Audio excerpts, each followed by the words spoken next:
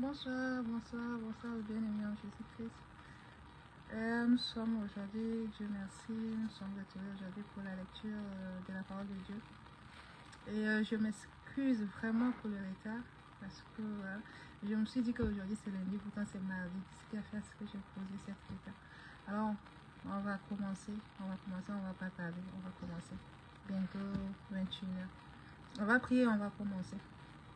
Éternel Dieu Tout-Puissant, Père de notre Seigneur Jésus-Christ. Gloire le Seigneur des Seigneurs, le Dieu puissant, Père éternel. Merci pour ta grâce, merci pour ta bonté, merci pour ta fidélité et merci pour ta sainteté. Papa, nous allons lire ta parole. Ouvre nos cœurs à recevoir, ouvre nos oreilles aussi. Papa, à recevoir et à mettre en pratique. Aide-nous à le mettre chaque jour en pratique, Papa. Merci pour tout ce que tu sais de faire dans nos vies. Merci pour ta grâce, merci pour ta bonté, merci pour ta fidélité. Oui, Papa, touche le cœur de ceux qui ne sont pas encore connectés afin qu'ils puissent se connecter. Et l'Éternel, ceux qui vont écouter aussi l'Éternel après, en différé, Papa, étant ta main bénissante afin qu'ils puissent la mettre en pratique. Béni sois-tu, Éternel. Viens prendre contrôle de ce moment. C'est un nom précieux, Seigneur Jésus-Christ, nous t'avons prié. Amen. Alors, sans tarder, on va commencer. Notre première lecture aujourd'hui se trouve dans le livre de Rois. Se trouve dans le livre de Rois, le 2 Rois chapitre 11. C'est 2 Rois chapitre 11.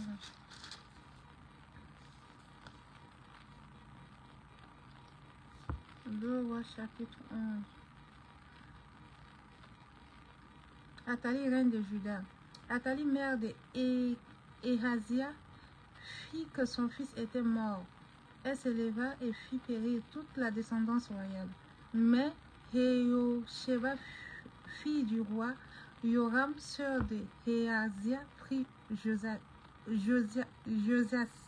fils de Ahazia, et éleva secrètement au milieu des fils du roi, qu'on mettrait à mort. Elle le mit avec sa nourrice dans la chambre d'Élie. On le mit à l'abri des regards d'Athalie, et il ne fut pas mis à mort. Il restait 6 ans caché avec Jehosheba dans la maison de l'Éternel. Or, Athalie régnait sur le pays. Athalie détrônée et mise à mort. Joas porté au trône. La 7e année de Jehoiada envoya chercher les chefs des centaines, des carriers et des coureurs. Il les fit venir auprès de lui dans la maison de l'Éternel. Il conclut une alliance avec eux. Il leur fit prêter serment dans la maison de l'Éternel et il leur fit voir le fils du roi. Puis il leur donna ses ordres en disant, voici ce que vous ferez. Parmi ceux de vous qui prennent leur maison, quittent leur service et le jour de sabbat monteront la garde à la maison de l'Éternel auprès du roi. Vous entourerez le roi de toutes parts, chacun les armes à la main, et l'on donnera la mort à quiconque s'avancera vers les rangs. Vous serez auprès du roi, quand il sortira et quand il entrera. Les chefs des centaines exécutèrent tous leurs ordres qu'avait donné le sacrificateur Jehoiada. Ils prirent chacun leur homme, ceux qui entraient le jour du sabbat et ceux qui sortaient le jour du sabbat. Ils se rendirent vers le sacrificateur Jehoiada. Le sacrificateur remit au chef des centaines les lances.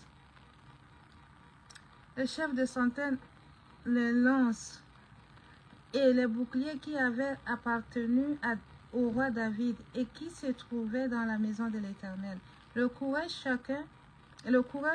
chacun les armes à la main, se tenait depuis le côté droit jusqu'au côté gauche de la maison, près de l'autel et près de la maison pour entourer le roi. Le sacrificateur fit avancer le fils du roi et mit sur lui le diadème et le témoignage. Ils établirent le roi et lui donnèrent l'onction, frappa les mains et dirent, vive le roi. Athalie entendit la voix des coureurs et du peuple. Elle vint vers le peuple à la maison de l'Éternel et regarda. Voici le roi se tenait sur l'estrade Selon l'usage, les chefs et les trompettes étaient près du roi. Tout le peuple du pays était dans la joie, et l'on sonnait des trompettes. Athalie déchira ses vêtements et cria, « Conspiration, conspiration !» Alors le sacrificateur Réhoada donna cet ordre au chef des centaines, commandant de l'armée, « Faites-la sortir en dehors des rangs, et faites mourir par l'épée quiconque la suivra. » Le sacrificateur avait dit, « Salut ma soeur Jérôme. Qu'elle ne soit pas mise à mort dans la maison de l'Éternel. » On lui fit place et elle arriva à la maison du roi par le chemin de l'entrée de cheveux. C'est là qu'elle fut mise à mort. Jéhoïada conclut entre l'Éternel, le roi et le peuple l'alliance au terme de laquelle il devait être le peuple de l'Éternel. Il conclut aussi l'alliance entre le roi et le peuple. Tout le peuple du pays entra dans la maison de Baal. Ils la démolirent et brisèrent consciencieusement ses autels et ses images, et tuèrent devant les autels Mattan, sacrificateur de Baal. Le sacrificateur Jéhoïada mit des surveillants dans la maison de l'Éternel. Il prit les chefs des centaines, les carriers et les coureurs, ainsi que tout le peuple du pays. Ils firent descendre le roi à la maison de l'Éternel et arrivèrent dans la maison du roi par le chemin de la porte des coureurs. Alors Joseph assis sur le trône royal. Tout le peuple du pays se réjouissait et la ville était tranquille. On avait fait mourir Athalie par l'épée dans la maison du roi. Nous passons à notre deuxième lecture de la parole de Dieu qui se trouve dans le livre toujours de Rois, chapitre 12. Joas, le roi de Juda, le temple réparé. Joas avait 7 ans lorsqu'il devient roi. La 7e année de Jéhu, Joas devient roi et il régna 40 ans à Jérusalem. Sa mère nommait Sibia de Beth-Sheba. Joas fit ce qui est droit aux yeux de l'Éternel tout le temps qu'il suivit les instructions du sacrificateur Jéhoïada. Toutefois, les hauts lieux ne disparurent pas. Le peuple offrait encore des sacrifices et des parfums sur les hauts lieux. Joas dit au sacrificateur, « Tout argent consacré qu'on apporte dans la maison de l'Éternel, l'argent ayant cours, savoir l'argent pour le rachat des personnes, d'après l'estimation, qui est... »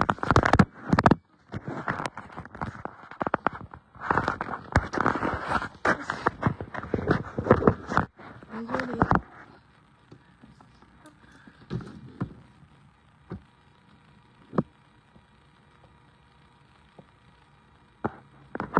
Je me suis vraiment...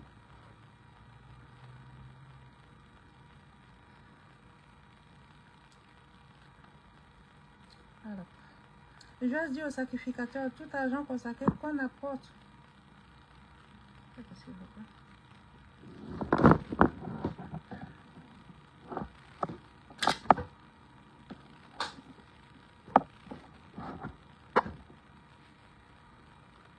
Ça va aller. Joas dit au sacrificateur, tout argent consacré qu'on apporte dans la maison de l'Éternel, l'argent ayant cours au savoir, l'argent pour le rachat des personnes, d'après l'estimation qui en est faite, en tout argent qu'on apporte spontanément à la maison de l'Éternel, que le sacrificateur le prenne, chacun de la part des gens, et sa connaissance, pour réparer la dégradation, tout il s'en trouvera. Mais il arriva que la 23e année de roi Joas, les sacrificateurs n'avaient pas réparé la dégradation de la maison. Le roi Joas appela le sacrificateur Jéhoïada, ainsi que les autres sacrificateurs, et leur dit, « Pourquoi n'avez-vous point réparé la dégradation de la maison?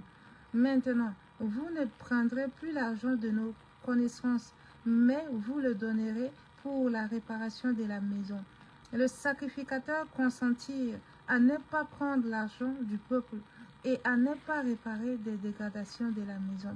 Alors le sacrificateur Yehoïada prit un coffre, perça un trou dans son couvercle et le plaça à côté de l'autel, à droite sur le passage par lequel on entrait à la maison de l'Éternel.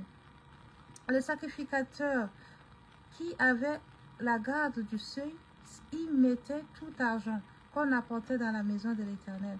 Quand il voyait qu'il y avait beaucoup d'argent dans le coffre, le secrétaire du roi montait avec le souverain sacrificateur et il mettait en sac et comptait l'argent qui se trouvait dans la maison de l'Éternel. Il remettait l'argent contrôlé entre les mains de ceux qui étaient chargés de faire exécuter l'ouvrage dans la maison de l'Éternel. On employait cet argent pour les charpentiers et pour les constructeurs qui travaillaient à la maison de l'Éternel, pour les maçons et les tailleurs de pierre, pour les achats de bois et de pierres de taille nécessaires pour réparer la dégradation de la maison de l'Éternel et pour toutes les dépenses destinées à réparer la maison. Mais avec l'argent qu'on apportait dans la maison de l'Éternel, on ne fit pour la maison de l'Éternel ni bassin d'argent, ni couteau, ni calice, ni trompette, ni aucun objet d'or ou d'argent. On le donnait à ceux qui exécutèrent l'ouvrage afin qu'ils utilisent pour réparer la maison de l'Éternel. On ne demandait pas de compte aux hommes entre les mains desquels on remettait l'argent pour qu'ils le donnent à ceux qui exécutent l'ouvrage, car ils agissaient avec probité. L'argent des sacrifices de culpabilité et de sacrifice pour le péché n'était pas apporté dans la maison de l'Éternel. Il était pour les sacrificateurs. Alors Hazaël, roi de Syrie, monta pour combattre contre Gath, dont il s'empara. Hazaël avait l'intention de monter contre Jérusalem.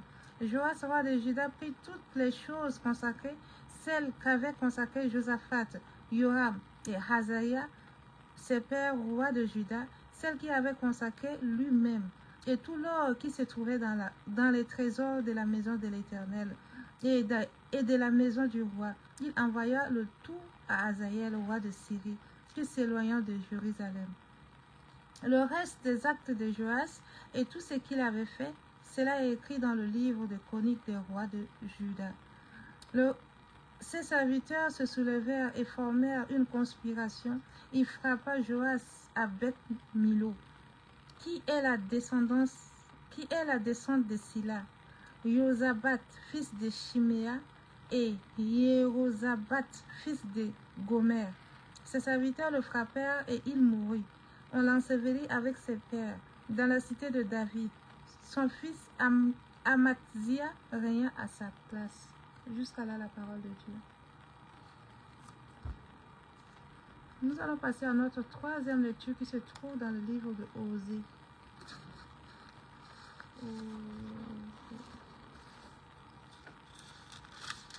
Osée chapitre 3.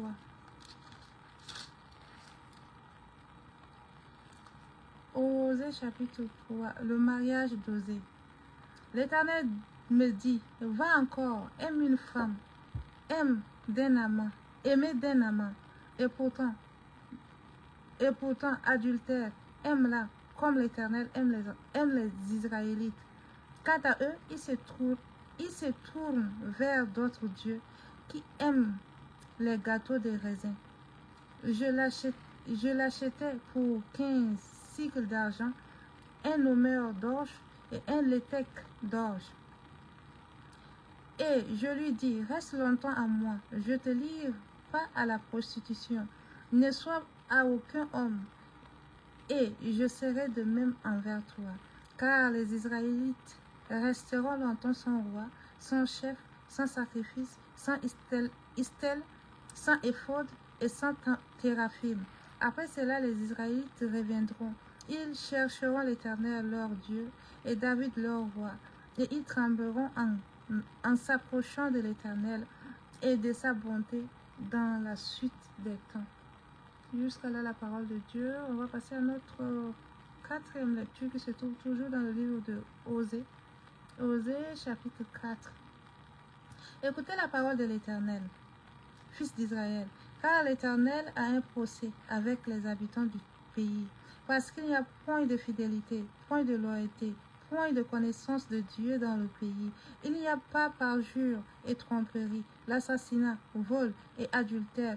On use de violence, on commet meurtre sur meurtre. C'est pourquoi le pays sera dans le deuil.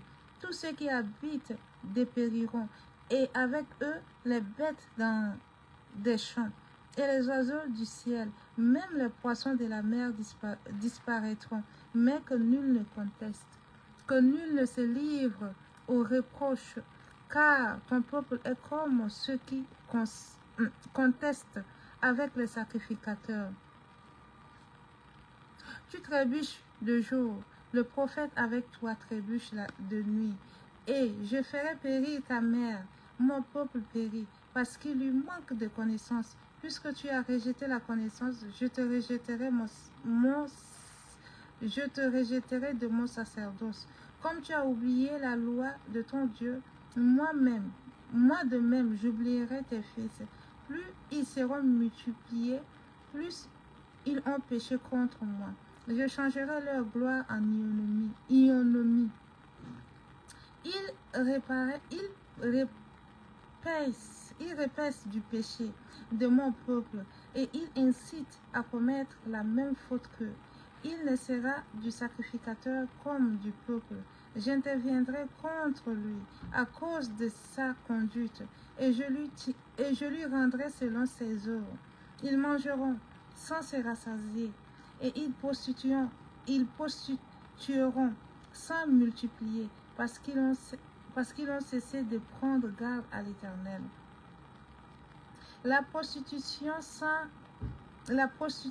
le vin vieux et le vin nouveau La prostitution et le vin vieux et le vin nouveau entraînent le cœur. Mon peuple consulte son bois et c'est son bâton qui lui parle. Car l'esprit de prostitution égare, et ils se prostituent loin de leur Dieu, en sacrifice sur le sommet des montagnes. Ils brûlent de l'encens sur les collines. Sous un chêne, un peuplier, un térébinthe, dont l'ombre est plaisante, c'est pour vos filles se prostituent. C'est pourquoi vos filles se prostitueront, et vos belles filles seront adultères. Je n'interviendrai pas contre vos filles, parce qu'elles se prostituent, ni contre vos belles filles, parce qu'elles sont adultères, puisque eux-mêmes vont à l'écart avec les prostituées. Ils sacrifient avec les courtisanes. Le peuple qui ne comprend rien court à sa perte. Si tu te livres à la prostitution, ô Israël, que Juda ne se rende pas coupable. N'allez pas à Gilgal, ne montez pas à Beth-Haven, tout en jurant, l'Éternel est vivant, parce qu'Israël est rétif, comme une vache rétive. Maintenant, l'Éternel le fera paraître, comme un agneau dans le vaste plaine. Éphraïm est associé aux idoles, laisse-le. À peine ont-ils cessé de boire, qu'ils se vautrent dans la prostitution. Leurs chefs sont épris d'ignominie. Le vent les emportera, les enveloppera de ses ailes, et ils auront honte de leurs sacrifices. Jusqu'à là, la parole de Dieu. Nous passons à notre cinquième lecture, se trouve dans le livre de Timothée. Timothée chapitre 2 Timothée chapitre 2.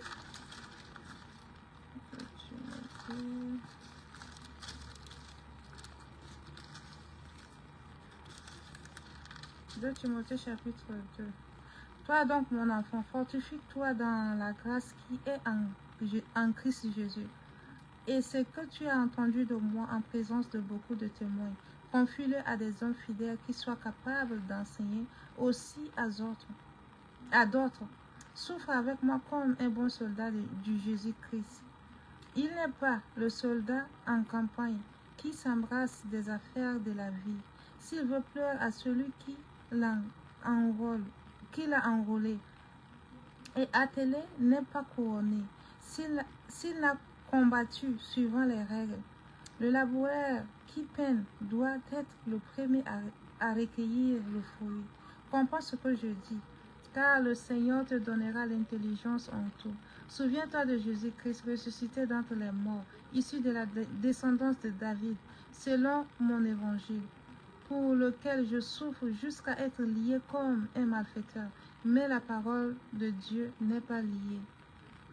C'est pourquoi je supporte tout à cause des élus, afin qu'eux aussi obtiennent le salut qui est en Christ Jésus avec la gloire éternelle. Cette parole est certaine. Si nous sommes morts avec lui, nous vivrons avec lui.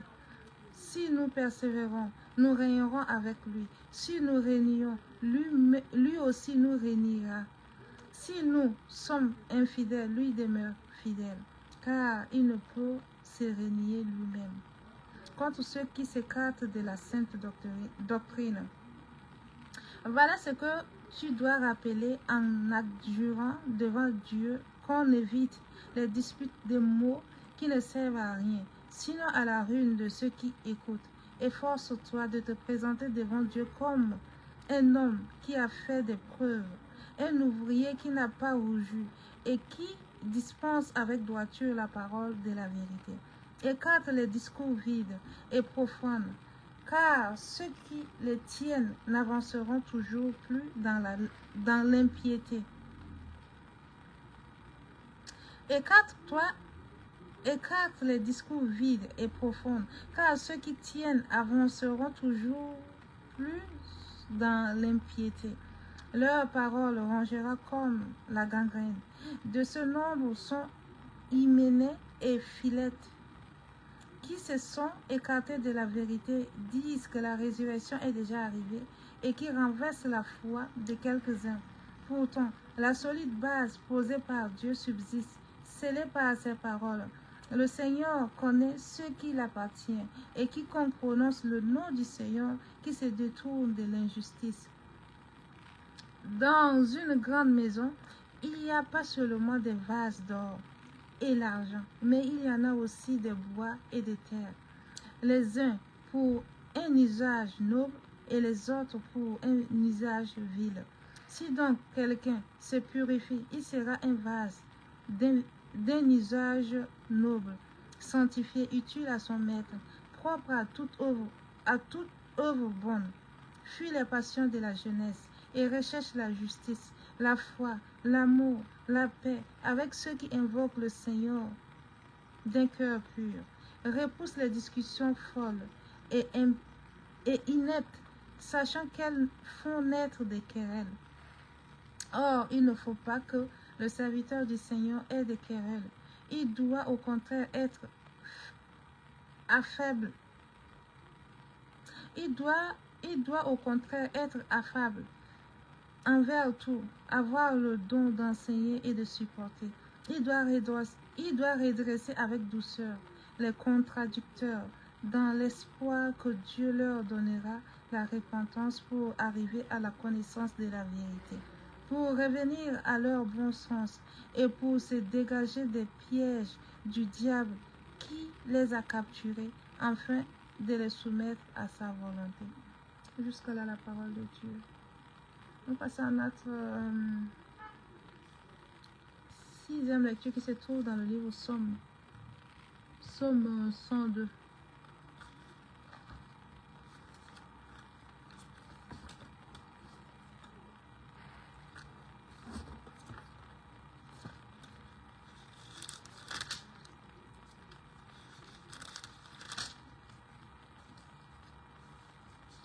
Somme chapitre 102. Prière d'un malheureux lorsqu'il est abattu et qu'il présente sa requête devant l'Éternel. L'Éternel écoute ma prière et que mon cri parvienne jusqu'à toi. Ne me cache pas ta face au jour de ma détresse.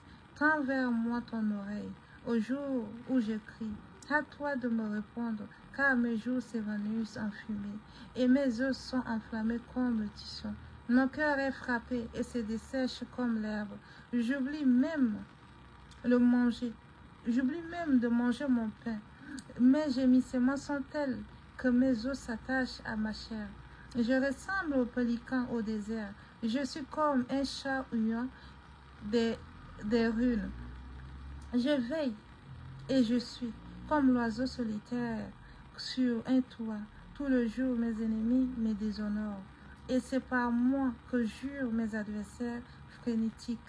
Je mange de la cendre au lieu du pain, et je mêle des larmes à ma boisson, à cause de ta frayeur et de ton indignation. Car tu m'as soulevé et jeté au loin. Mes jours sont comme l'ombre qui s'étend, et je me dessèche comme l'herbe. Mais toi, l'Éternel, tu sièges à perpétuité.